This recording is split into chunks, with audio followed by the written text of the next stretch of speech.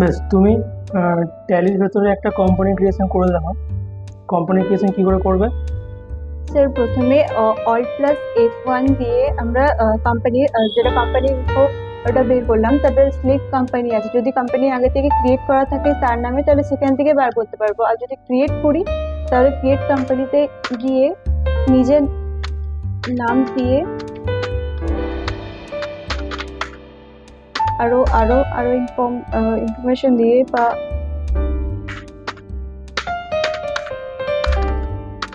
এইভাবে আমরা ক্রিয়েট করতে পারি। হলো। বেশ, এবার একটা লেজার কিভাবে ক্রিয়েট করবে? ধরো ক্যাপিটাল বলে লেজার ক্রিয়েট করবে, লেজার অ্যাকাউন্ট কি করে ক্রিয়েট করবে?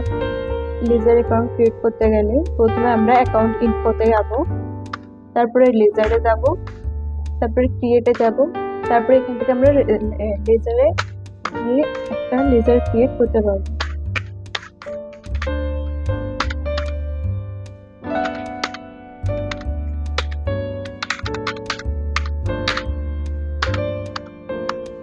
এখান থেকে আমরা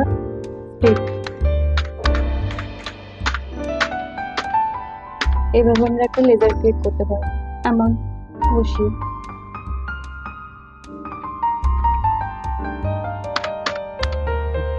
ঠিক আছে।